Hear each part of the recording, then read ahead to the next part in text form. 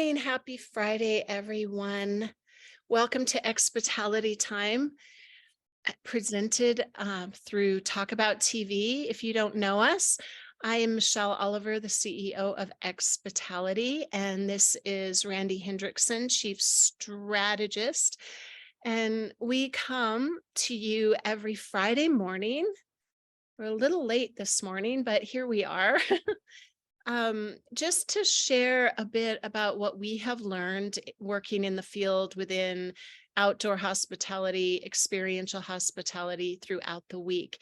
And today our topic is hospitality, correct? Good morning, Randy. Good morning. Yes, hospitality, one of our favorite topics. The reason we do what we do. Yeah, it's a very broad topic. It is. So do you want to start that off and Yeah, lead into it? It was your topic of the day. yeah, I'd be happy to. We always talk about experiential hospitality, and that's kind of the realm that we live in. But hospitality in aggregate is something that all of us kind of struggle. Well, I don't want to say always struggle, but we're always trying to find that right balance of providing the best service, the best accommodations, the best treatment for guests and staff as well, by the same token. And, sometimes as operators, we get kind of caught up with everything's right here in front of us. So we've got the budget, we've got deliveries coming that day. Somebody may have called out sick, something like that.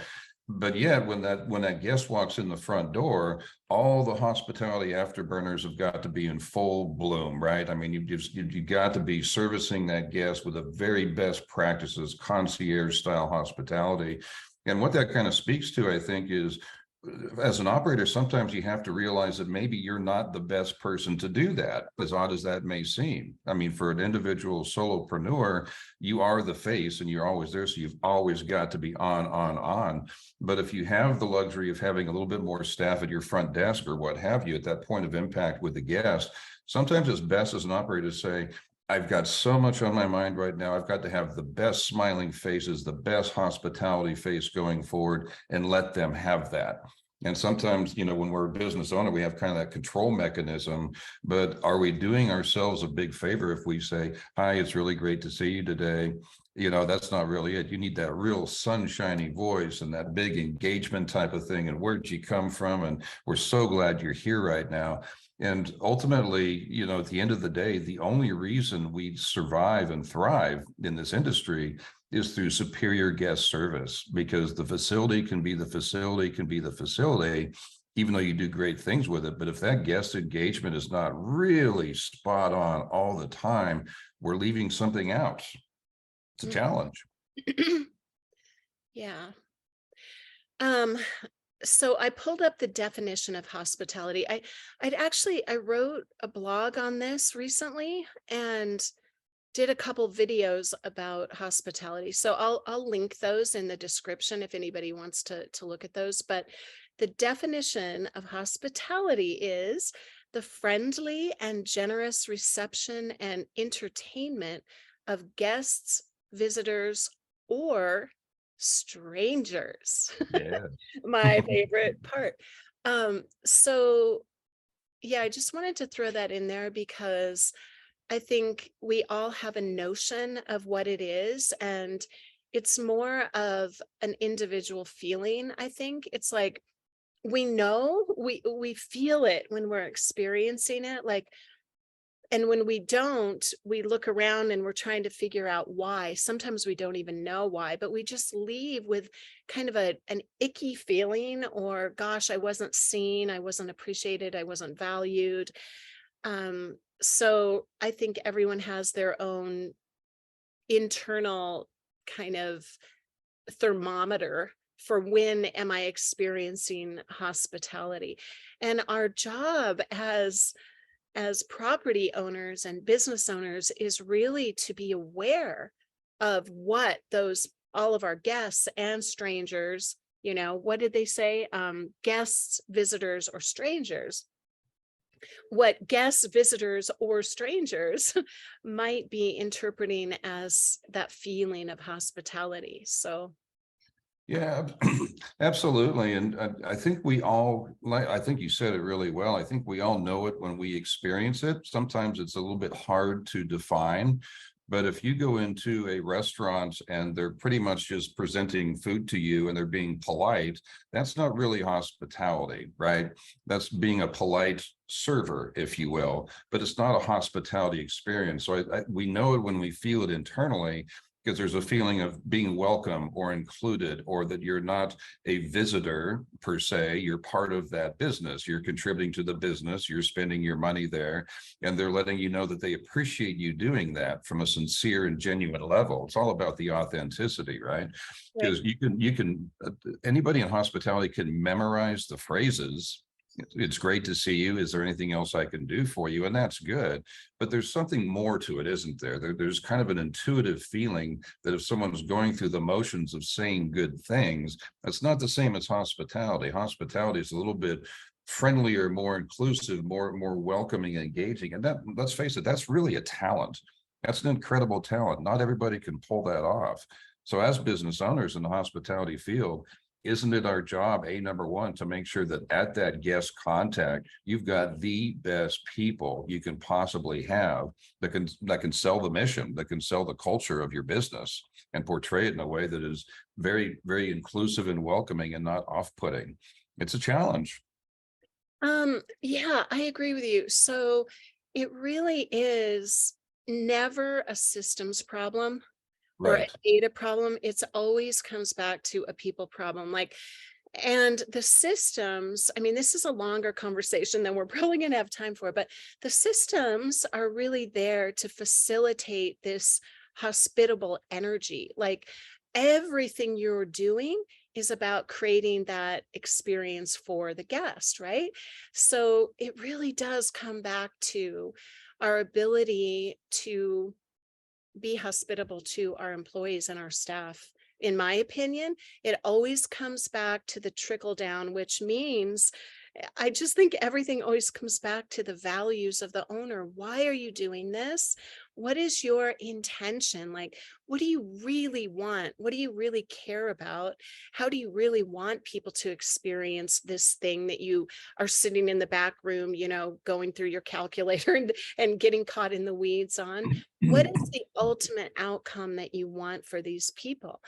And then you've got to deliver that to your employees and your staff, because when they internalize it, you can't train from the outside in.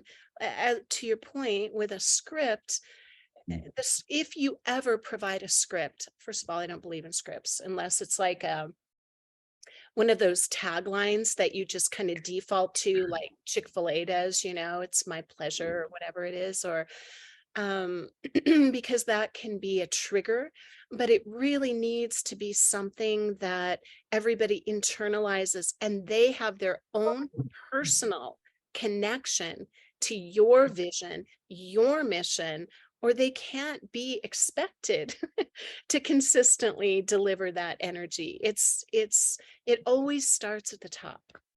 It really does. And excuse me, you and I have talked about this quite a bit. It's something that you and I hold very, very dear, which is it has to begin with, as you said, the company culture, the company mission, Mhm. and are the people of the ownership of the business portraying that value to their staff? Are they engaging the staff? Are they making sure the staff feels welcomed and included in the process? Are staff's opinions being vocalized and shared? Is the staff being heard when something comes up that they think could better the business, or something that is bothering about the business? Is it a supportive environment to foster creativity and support? If that's the case, hospitality becomes exponentially easier. It's when you don't have that cultural standpoint and just say, well, go be nice to people. That's your job. That's not hospitality. And to your point, and it's a great one, it's two halves of one coin, right? You've got to have the cultural vision for your business, translate it to staff, engage the staff, let them know they're valued. They in turn will do the very same with the guests. There's a fluidity to that process. There is no break in the continuity. Mm. To your point, it starts at the top with the company vision, with the training, with the inclusion, with all of those things that make the staff want to do their job even that much better. I think a lot of people overlook that. Again, to your point, it's not like, hey, show up and be nice to people. Well, you better be nice yourself if you're the business owner and share that culture. Yeah, and I think, I mean, I think they might start vacuuming in here. Oh my gosh. Um, I think that, it's about a feeling. Okay. And when we talk about brands, your brand is how people feel after they engage with you. That's really what it is. So you can't expect, if I'm your front desk person, you can't expect me to help other people feel something I don't feel when I'm with Right. you. Right. So creating, even though I know that, I mean, I've spent years having that conversation with people of that's all the soft skill stuff, right? That's all the puffy foo-foo or whatever they call it. But in fact, we are people. The essence of business is one person, one person, one person at a time. So it is our absolute most important mission, I believe, to help our staff feel what we want the customers to feel. And that doesn't mean you are a servant to them in many respects, but it doesn't mean they don't comply with your operation systems and all of that. But then they get on board with you. They want to build. They become the owner in their own mind, in their own right, in their own way. And that is what drives everything, I believe. It really does. Gosh, I mean, like you said, we could talk about this for hours. We probably already have talked for hours over the past many months and whatnot. But isn't it interesting how simple it ultimately is at its core? You and I have talked so many times about adding layers on top of layers on top of layers. But when you pull, and again, as a business owner, you've got all these layers above your hospitality product. I've got budget, I've got staff, I've got all these things to worry about. You get all these layers, but when you reduce that down to the very basic, what are we doing? We're letting our team members, not our employees, but our team members know that you matter to the vision of this business. The business is intrinsically tied to your performance and what you do. It is my obligation as an owner to make sure that you know that your contributions are valued, that they make a difference, that you do have authority over the direction of this business by your actions. And I appreciate every day that you come in here and do what you do. If you don't do that, they won't have, to your point, they won't have the energy at the front desk or any other public facing position to really go that extra mile, to say that extra thing, to add that little extra thing that just says, I'm an author of this business as well. I, as a staff member, am a co-author of this business. It matters to me. You can't have really good hospitality without that vision and the vision translating through your staff, again, to your point. And I really believe it goes even deeper than that. I know, I feel like I always come back to the same thing. Like you said, it's so simple and basic and intuitive.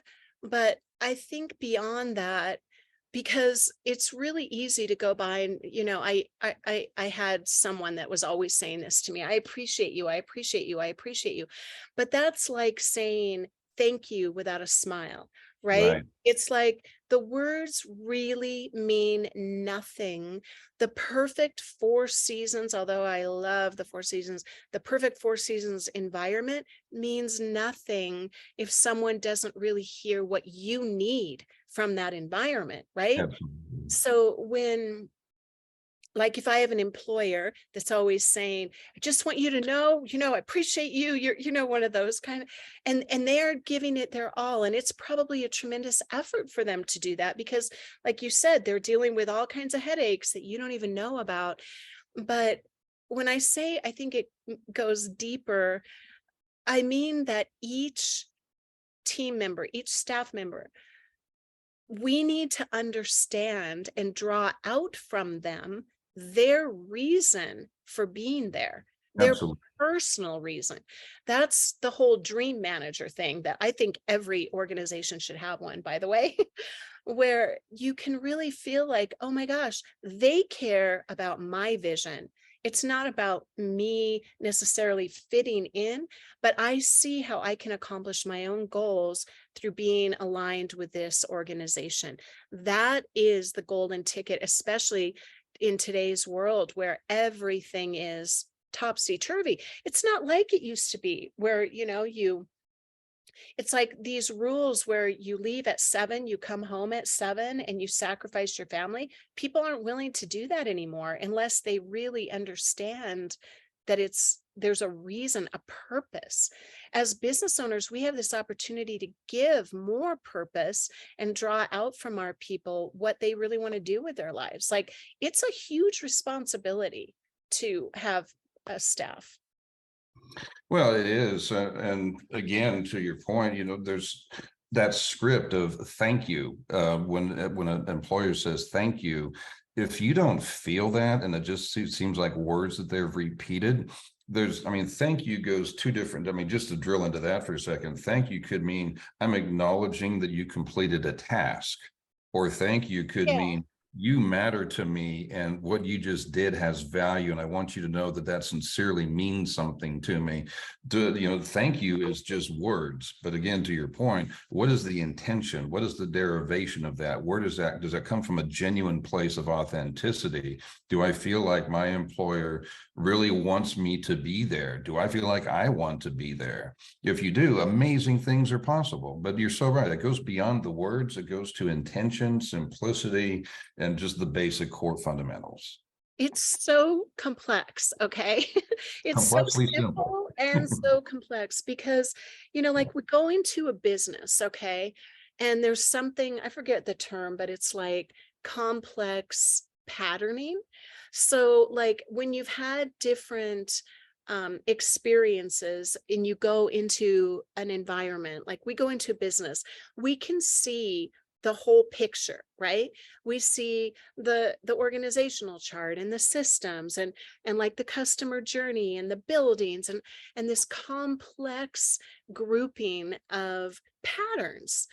And but if you're inside and you're running one area of that, you can only see the problems right before you, right? So we come in with this big vision and then our job is to help everyone do a lot of things, right? But connect to the greater vision.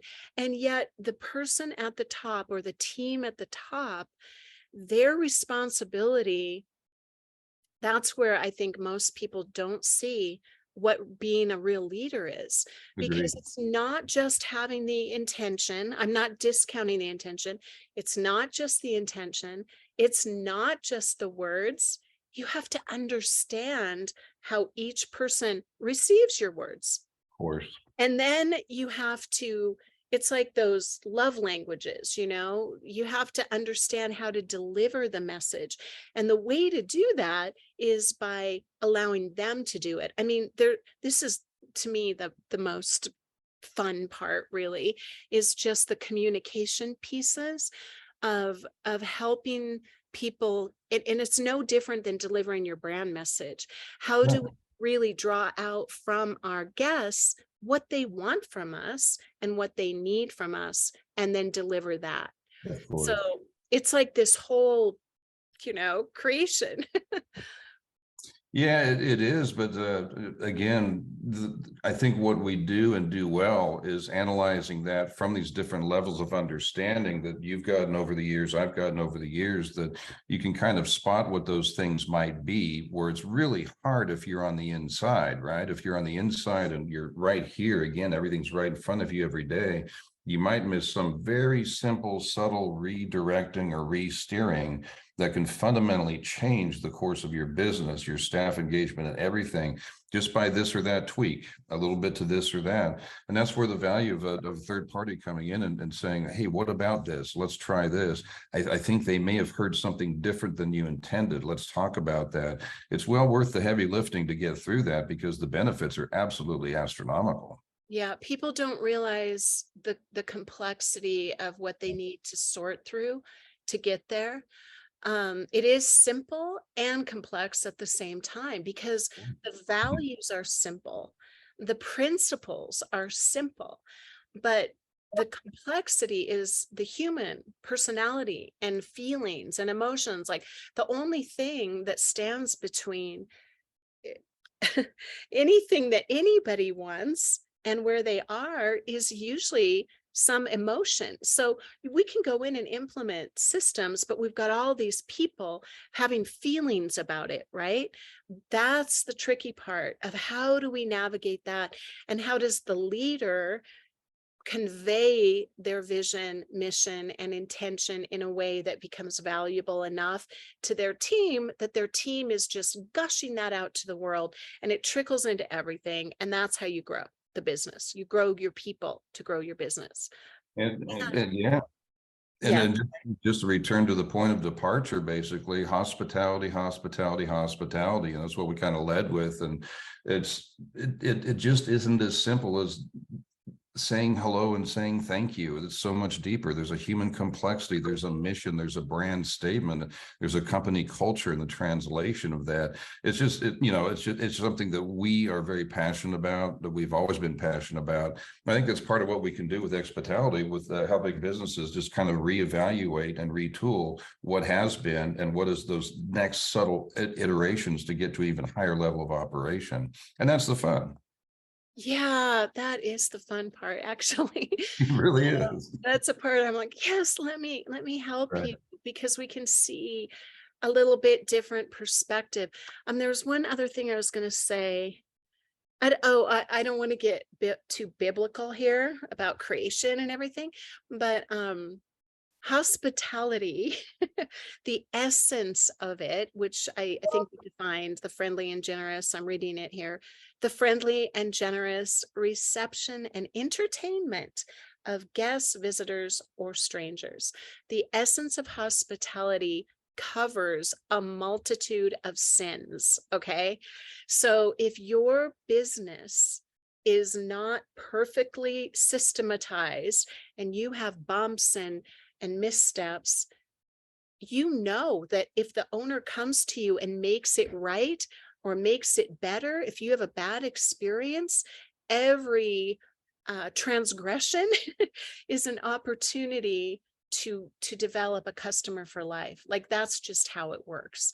So if your heart is in the right place with hospitality, you will get there and you will figure out the systems and everything that you need to serve that value, that core value. Yeah, true enough. And business is business, and people are people, and things will happen, but people understand that things may not go 100% well all the time, but what matters is the way in which you make it right. If you can be self-effacing and not immediately defensive of the business, say, you know what, I really blew that, didn't I? Holy cow. All right, let's start over with this. There's a way to humanize that whole thing. And like you said, any bumps that come up, you can definitely massage through if you're managing that process correctly. It's Yeah, part of hospitality. it's honestly, it's something you can just own as your core value in life. And a friend of mine I was talking to the other day, she was in Europe. I forget where she stayed, some super expensive luxury hotel. And she wound up in, I don't know if it was the penthouse or the presidential suite or something. And I was like, how did you do that? Because she didn't have to pay for it. And she said, the last time I was there, everybody treated us so well that when we got home, I sent thank you notes to every person that served us. I sent Nice. thank you notes for the, the concierge, for the housekeeper, for the waiter. And when my husband and I went back, of course, they remembered us. So it goes both ways. And they said, hey, that was so nice of you. And I think they sent a gift or something. Let us upgrade you. Right. So it's really just having a heart for people, like looking for the best in people, looking for the possibility, the opportunity. When somebody comes in a grumpy way, it's a code for help me feel better, not Sure. like I'm complaining about your bad business and then you come back at me with a punch in the face, it's like, you terrible customers. It's just a flow of love, really. hospitable generosity. Goes both ways. Good stuff. Yeah, that was really fun. Okay, well, here we are at the close of another week. I do not know how that happened. So crazy. But I so much enjoy our Friday morning conversations, and I hope that they do provide some value for everyone. We'll be back again next Friday with Expitality time. Do you have any closing comments? No, just make it a great week, whatever you're doing, whatever profession you're in, find a way to find the good and hold on to that. You know, there's trials and tribulations everywhere along the way. Hang on to the good and build on that. That's what we all do every week. Yes, and we do it by making it better for someone else. If you Absolutely. go out there this weekend and you look for an opportunity to serve, all of a sudden you have more generosity. It's weird how that works, right? Give to give more, give to have more to give, something like that. It works that way. Make up your own version. So, okay, well, have a beautiful weekend. Thank you so much, Randy Hendrickson, and we will be back again next week. Sounds good.